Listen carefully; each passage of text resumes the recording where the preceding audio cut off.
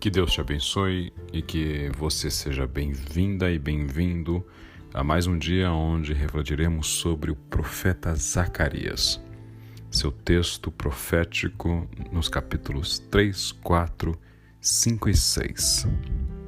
No capítulo 3, o profeta Zacarias nos fala a respeito do sumo sacerdote Josué e de como Satanás vai até a presença do Senhor, como já havia sido relatado em Jó, de forma similar, acusar o servo do Senhor.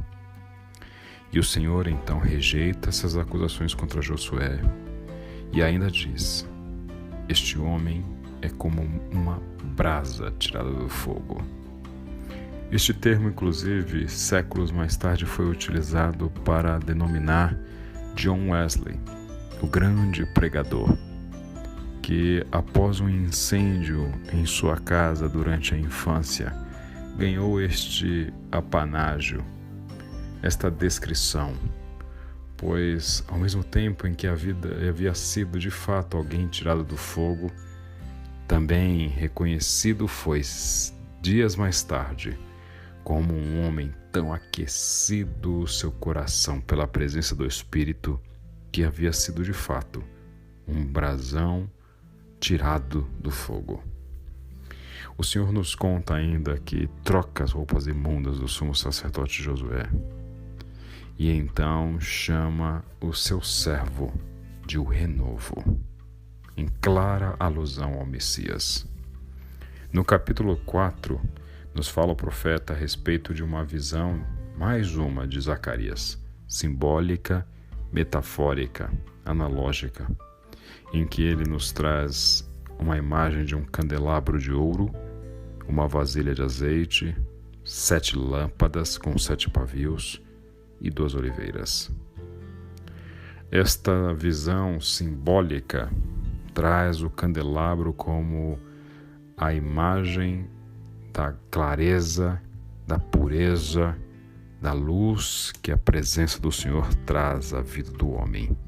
A vasilha de azeite como o seu espírito sendo azeite a aquecer os nossos corações. As 2 oliveiras como o sacerdote e o rei. Neste texto nós encontramos passagens poderosas e conhecidas por muitos de nós, como quando o Senhor diz: não por força, nem por poder, mas pelo meu Espírito. É pela graça. É pela graça. Nesta passagem também o Senhor alerta o profeta dizendo: não despreze os começos humildes. Não despreze os começos humildes, pois o Senhor se alegra ao ver a obra começar. E então deixa claro que estas 2 oliveiras são o papel do sacerdote e do rei, Josué e Zorobabel. Seguindo então pelo versículo 5, mais uma visão simbólica de Zacarias, em que ele vê um rolo como o livro utilizado à época, o local onde encontrava-se o texto da palavra. Este rolo voava, e este rolo então voava com 2 maldições, uma contra o ladrão e outra contra o que jura falsamente. A maldição do rolo é contra eles, contra este local de maldição gerada por essas 2 condutas reprováveis. Ainda no capítulo 5, também o profeta recebe uma visão de um cesto cheio de pecado, com uma tampa de chumbo, e dentro deste cesto, uma mulher, a perversidade dentro dela. Seguindo pelo capítulo 6 de Zacarias, o profeta ainda tem mais uma de suas visões simbólicas, sendo 4 carros de guerra, puxados por cavalos pretos, vermelhos, brancos e malhados. Estes 4 carros de guerra então se dissipam e vão cada um para uma direção. E ele faz menção específica aos que vão para o norte. No entanto, o Senhor chama o profeta e diz: Veja os que foram para o norte, deram descanso ao meu espírito ali na terra do norte. E a terra do norte é o local onde Israel está. Segue então sobre a coroação de Josué neste capítulo 6, o sumo sacerdote Josué, e aqui faz uma menção que vale notarmos o que diz o profeta no capítulo 6, nos seus versículos 12 e 13. Diga-lhe: assim diz o Senhor dos Exércitos, aqui está o homem chamado Renovo. Ele brotará de seu lugar e construirá o templo do Senhor. Sim, ele construirá o templo do Senhor. Então receberá a honra devida e de seu trono governará como rei. De seu trono também servirá como sacerdote, e haverá harmonia perfeita entre as duas funções. Ou seja, o profeta está dizendo a respeito de alguém que concentrará duas funções, a de rei e a de sacerdote, a de governo terreno e a de condução do povo à presença de Deus, o papel do rei e o papel do sacerdote, respectivamente. Quem concentra esse papel, senão o Messias? Quem concentra o papel de governar o seu povo, liderando, mas ao mesmo tempo também conduzindo à presença de Deus? Este é o Messias, personificado em Jesus de Nazaré, séculos mais tarde.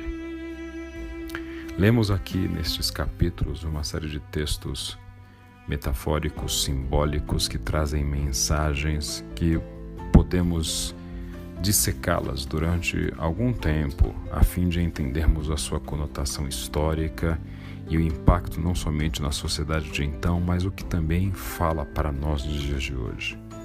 Mas eu gostaria de especificamente falar sobre uma das passagens que nós lemos. Alguns dias atrás eu conversava com alguns colegas sobre a insatisfação que tomou e toma conta de muitos de nós durante nossas vidas e carreiras. Por não atingirmos o padrão de sucesso propalado pelas mídias, as sociais em especial, mas todas as outras também, em idade ainda muito tenra. Quantos e quantos jovens de 20 e poucos anos, quantos e quantos de nós durante essa trajetória se sentiram fracassados porque não atingiram o cargo que esperavam, porque não fizeram seu primeiro milhão ou até bilhão, como Mark Zuckerberg do Facebook e tantos outros jovens bilionários. Essa sensação de fracasso, enfado, vontade de desistir, decorre de um momento paradoxal na nossa história. Apesar dessas expectativas ocorrerem em idade tão tenra, nunca na história da humanidade tivemos uma expectativa de vida tão alta. Não são raros entre nós os octogenários, os nonagenários, e apesar disso, achamos ou queremos resolver nossas vidas em poucos anos, poucos dias, poucos cliques, não muitos esforços. No entanto, a verdade é que apesar de nos venderem que a vida pode ser uma breve corrida de 100 metros à lá Usain Bolt, a vida na verdade é uma longa maratona, sinuosa, que exigirá muita persistência de cada um dos seus corredores. Quando o profeta Zacarias nos alerta dizendo ali no capítulo 4, não despreze os começos humildes, é porque o Senhor sabe que grandes obras, grandes prédios, nascem de um primeiro tijolo que é colocado. Por isso, encerro com uma pergunta e uma provocação a você. Qual é o teu pequeno começo? Estaria você desprezando os começos humildes? Que não seja assim entre nós. Que Deus te abençoe.